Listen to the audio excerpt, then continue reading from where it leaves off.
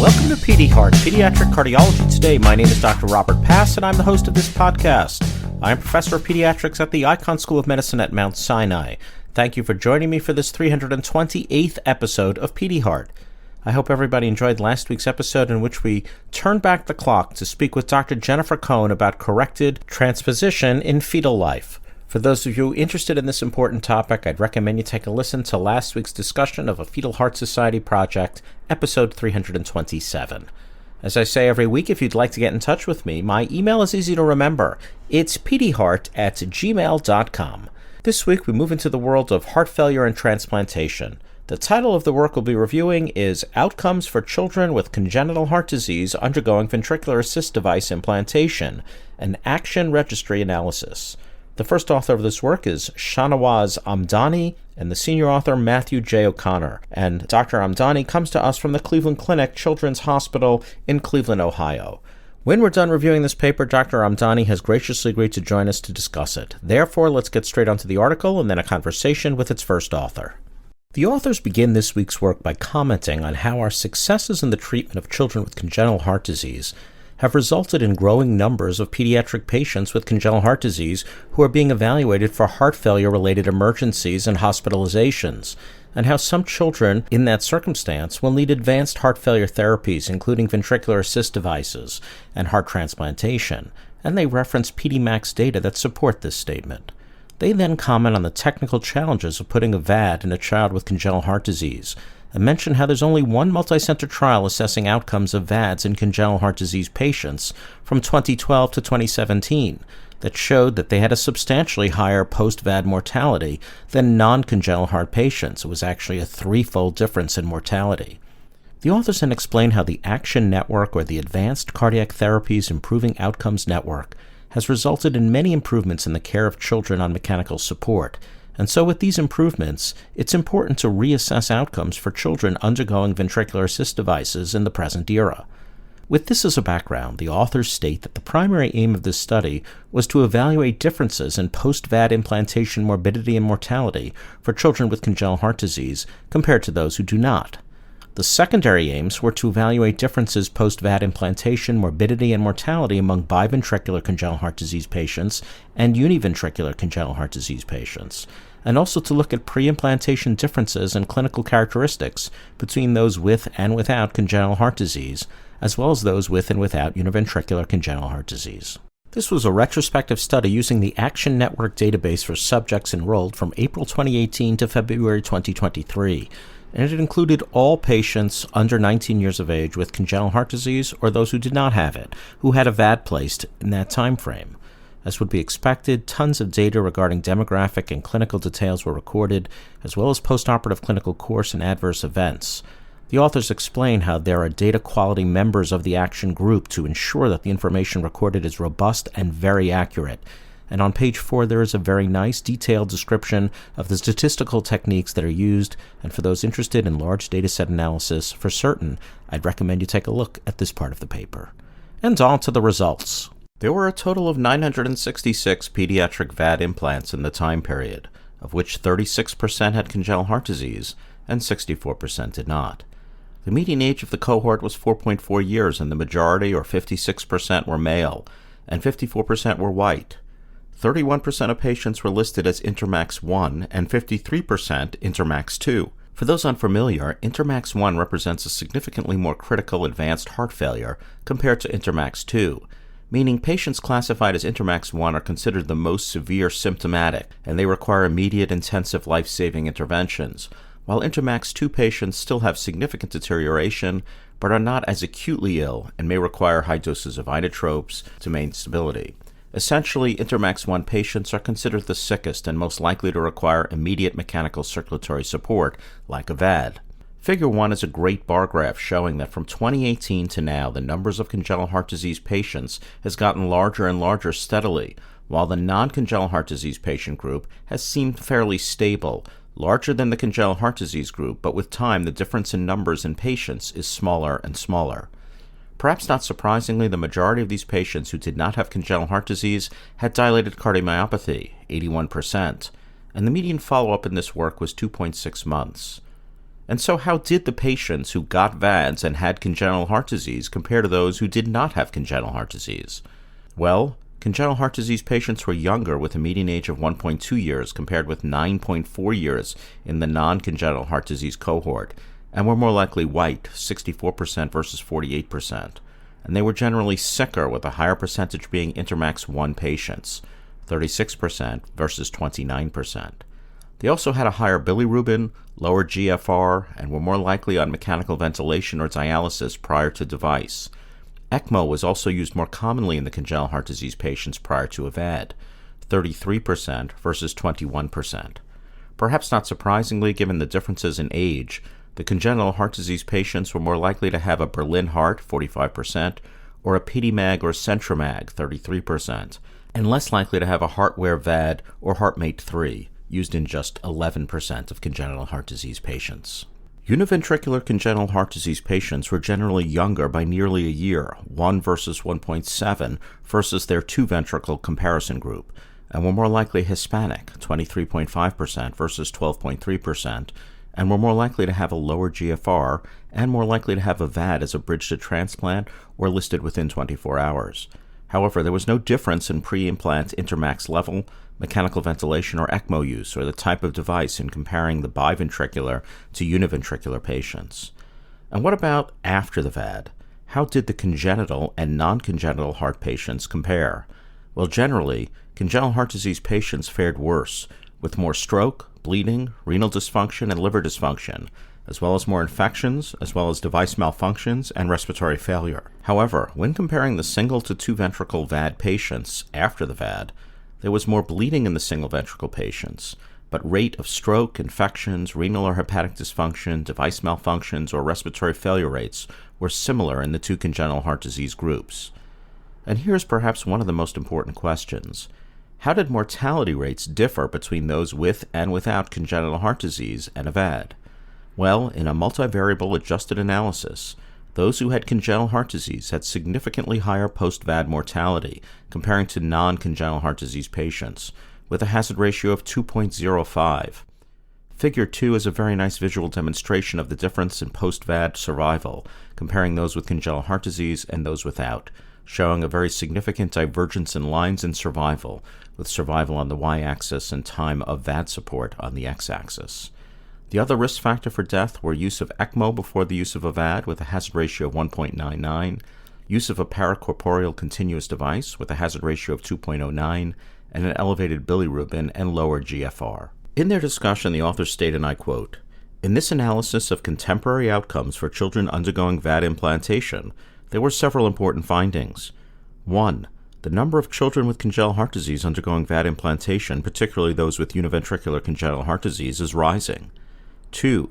Compared to children with non-congenital heart disease, those with congenital heart disease are undergoing VAD implantation at a more advanced heart failure stage, more likely to be Intermax 1 and on mechanical ventilation, dialysis, and ECMO.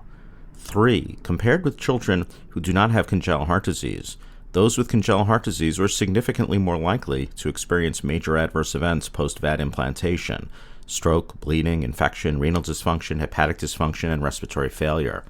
4. In the current era, children with congenital heart disease, compared to those who do not have congenital heart disease, are twice as likely to die post-VAD implantation. And 5. There were no differences in post-implantation survival for those with univentricular and biventricular congenital heart disease undergoing VAD implantation. The authors then make a few general observations about how the numbers of patients getting VADs in the setting of congenital heart disease is rising rapidly, with a near tenfold rise in congenital heart disease VAD implants in the most recent era reviewed in this report, and also how 2/3 of the congenital heart disease patients getting VADs are those who have a single ventricle, highlighting for us the importance of this work and this growing tsunami of challenging single ventricle patients.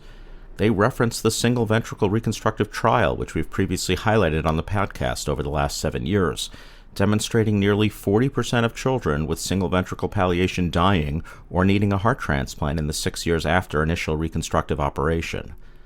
The authors then make one of the most important points of this work, namely that children with congenital heart disease and heart failure are being referred late, which means they are sicker at presentation, and they reference a prior work on Fontaine's Sent for Transplantation Evaluation, where it was demonstrated that 40% of these patients needed either inotropes, VADs, or listing for transplant within only 30 days of referral.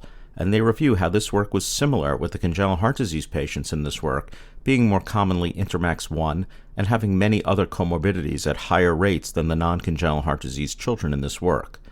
The authors reference the Action Network's recently released guidelines for pediatric cardiologists caring for Fontan patients with advanced heart failure, which was written to try and improve referring at a more optimal time, and I think this is for sure something we'll discuss with Dr. Amdani.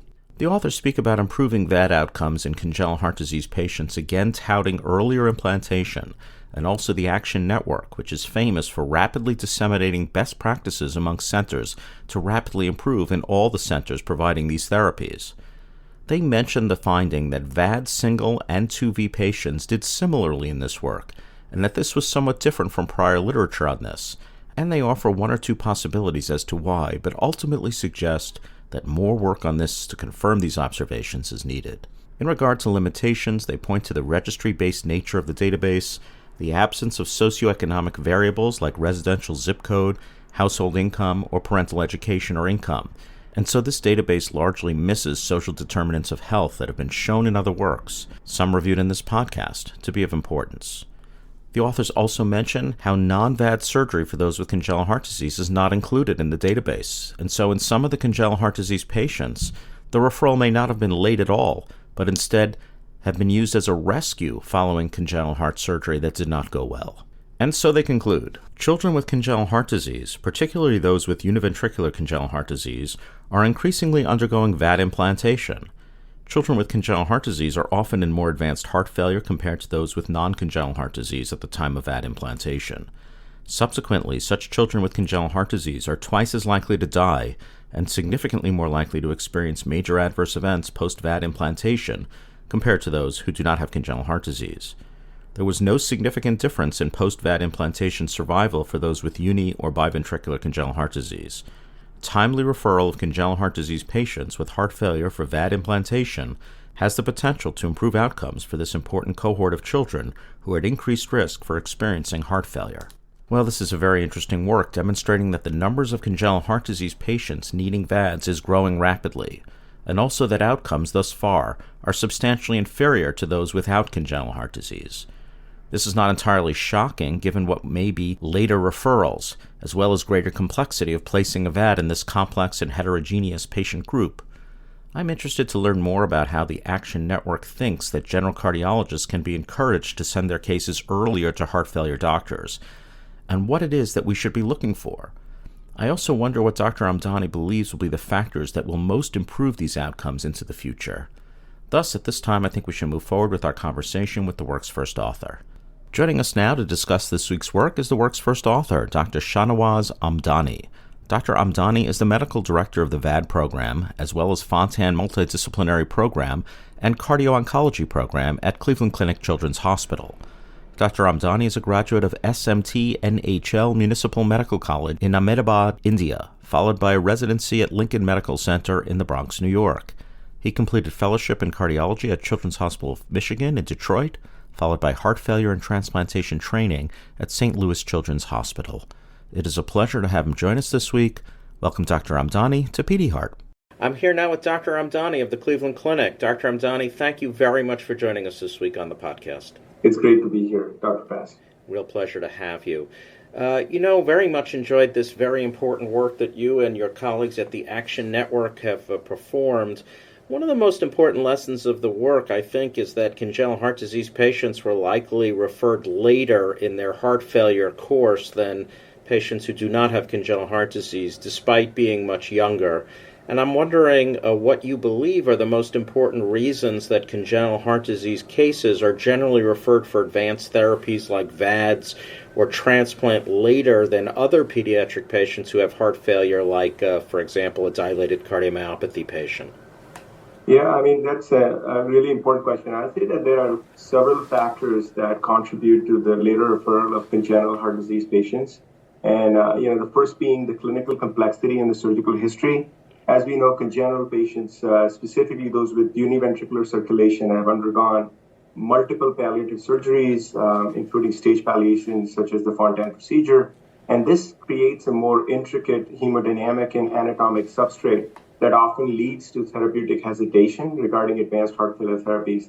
The second thing I'll say is that there is delayed recognition of heart failure.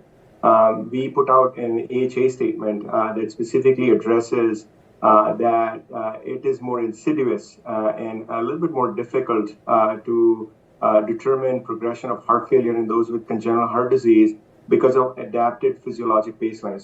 So to give you a concrete example, they have lower oxygen saturations and chronic exposure to systemic venous hypertension and low cardiac output that may mask the severity of the progression. The third is really the perceived higher surgical risk. Congenital patients have more challenging anatomic considerations for VAD implant and or transplant, which may lead to reluctance in early referral by their primary cardiologist or surgical teams. The fourth is the limited VAD options. Unfortunately, the available VADs, particularly the durable continuous flow VADs that have become ubiquitous in the adult world, are not well suited for complex congenital anatomy, making referral pathways less defined compared to those for non-congenital patients. And the final aspect is the institutional and provider variability. As we know, some centers have limited experience in managing congenital patients on a VAD or on their journey to a transplant, and this may lead to differences in referral patterns and thresholds for escalation of care. So there are numerous factors here. I see. Well, that was great. Very clear. Thank you very much, Dr. Amdani. I'm going to go out of order. The question, since you just referenced the Action Network's guidelines for addressing the timing of referral for Fontan patients or who have heart failure, who, in order to be evaluated by heart failure and transplant doctors. You hinted a little bit at this already, Dr. Amdani, but I'm wondering if you could share with us some of the more important principles that you and your colleagues from Action have suggested in that document that we as more general cardiologists could learn to better inform our referral practices. Yeah, sure. So the Action Learning Network has really been at the forefront of managing advanced heart failure in pediatric patients, both congenital and non-congenital. And so one of the things that we did was to put out a comprehensive guideline that emphasizes earlier and proactive referral of Fontan patients. And so it has a couple of, I'll give you some broad themes or important themes from that paper. The first was early recognition of Fontan failure. And this guideline really stresses the importance of identifying early signs of Fontan failure, including, PLE, plastic bronchitis, end organ dysfunction, and something as subtle as declining exercise tolerance. The second aspect is routine surveillance and multidisciplinary care is key. So structured surveillance strategy that incorporates biomarker analysis, CPET testing, liver imaging, hemodynamic assessments is recommended to identify patients who may otherwise look good. And as we saw in the paper that we published in JACC, they often end up in the advanced heart failure therapy realm when they're inner max 1, which is essentially critical cardiogenic shock. So we want to avoid that. The third aspect is understanding the optimal window for VAD consideration. So rather than waiting until a Fontan patient is in severe decompensation or in extremis, the guidelines suggest that patients with worsening Fontan physiology, whether it's documented by worsening ascites, worsening end organ dysfunction, or something even less ominous, such as recurrent pleural effusions or admissions for just albumin replacement, should be considered for VAD evaluation before severe end organ dysfunction ensues. And the final aspect is early referral for transplant evaluation. Given that many Fontan patients develop complications such as hypertrophic vascular resistance or get sensitization from their prior operations and exposure to blood products, early engagement with transplant centers and transplant teams ensures a smoother transition through listing and eventual transplantation. I see. And for those in the audience, you should be aware that Dr. Amdani not only is an expert in heart failure and transplant, but also directs the Fontan Clinic at the Cleveland Clinic. So I think they found the right man for that job to really make that transition and surveillance of those patients optimal, I'm sure. And I'm sure you encounter failing Fontan patients with some regularity. Yeah. Well, I was wondering, Dr. Amdani, why you think that patients with congenital heart disease in general have such worse outcomes. Is it all just late referral? Is it that a lot of them are being referred as rescue from a surgery that went bad and so are in just lousy shape from that? Or do you believe there are other factors that explain the majority of the very substantial enhanced morbidity and mortality that you described in your paper. Yeah, and I think, while late referral certainly plays a significant role, it is one piece of a multifaceted challenge. And the other key contributors here are one, greater preoperative acuity. Our study highlighted that congenital patients are far more likely to be intermax 1 at the time of VAD implant, requiring mechanical ventilation, dialysis, and ECMO. This severely ill preoperative state predisposes them to worse post-implant outcomes. As we demonstrated in our paper, it's not only about survival, they have an increased risk for almost all major adverse events after they have a VAD implant. This includes stroke, infection, bleeding, and organ dysfunction compared to those non-congenital patients. And many of these complications stem not only from their higher preoperative acuity, but from their prior surgical alterations, their chronic exposure, as I mentioned before, to venous hypertension, and the higher incidence, really, of the thromboembolic and the hemorrhagic complications that those have with congenital heart disease. The third is, they have chronic end organ dysfunction that is often not is often subtle and may manifest itself in a more direct way after they have a VAD implant, and that certainly plays a role into all the postoperative complications that we see. The last two comments I'll make is one is the ventricular morphology and pump limitation. So many congenital patients, particularly those with univentricular physiology, require, as we do in our center, and I'm sure at your and other major congenital centers, require non-standard cannulation strategies and have suboptimal ventricular mechanics that affects, honestly, in the long run, pump efficiency and increases the thromboembolic complications that we see. And then nationally, over the last few years, unfortunately since the COVID pandemic, we are seeing a very long waitlist time that these patients in general have to go through. And these VADs were never designed for durability in the long term.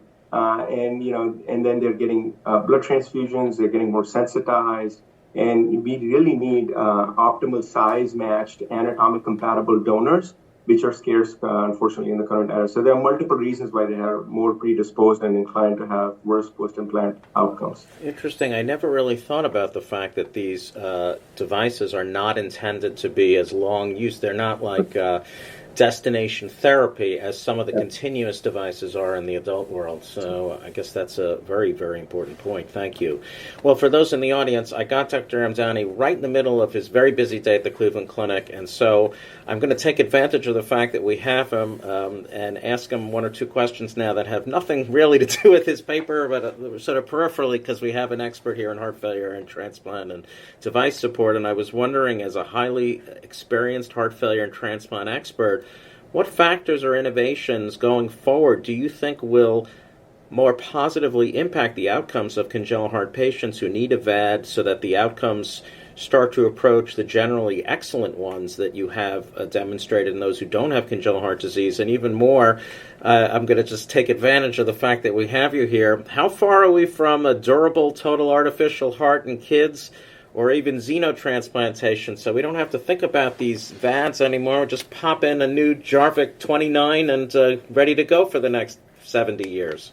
Yeah, no, I mean, this is such a critical aspect of our jobs, and certainly keeps me up at night, as I know many others in the field around the country and around the world. But I'll say a couple of things here. I think there are several key advancements that could improve outcomes for this really vulnerable cohort of congenital patients who are experiencing advanced heart failure. The first is, we need patient-specific VAD cannulation and flow strategies. And I know that there's a lot of ongoing work in optimizing cannulation strategies, specifically for those with univentricular hearts, and improving flow dynamics in smaller patients. That will be critical, I think, in reducing thromboembolic and hemodynamic complications that we see. The second aspect is really, we've been forgotten in the pediatric realm. Most of the VADs have been designed for adults, and while we've gotten really good at successfully putting them in kids using novel techniques, I think what we need is miniaturization and design that is specific for pediatric patients and more specific for congenital heart disease patients. The development of these smaller continuous flow devices is going to be key and is a major area of need for us. And I'd say the third point here is that I think we are going to eventually get really good at hybrid support strategies, so that ECMO to VAD transition, as we defined in our paper, there are a lot of congenital patients end up on ECMO first. So how do you bridge these critically ill cardiogenic shock patients with congenital heart disease from ECMO to durable support while optimizing their end organ function, I think is going to be key. And I think the ECPella strategy, the ECMO plus Impella strategy, is specifically for the older pediatric patients, is now being tested, and I could see that being transitioned into the congenital population. I think specific to VADs, I'd say biologic modifications that are needed to improve the hemodynamic, the hemocompatibility related adverse events, to reduce the thrombotic risk, to reduce inflammation post-VAD, that could improve the outcomes. And I'd say specific to artificial hearts, the total artificial heart is not really optimized for the pediatric congenital patients, but I know that the newer iterations, the Bivacor total artificial heart, is showing some promise overall in the adult world. But I could, if you had asked me now, I would say certainly pediatric use is a few years, if not a decade away.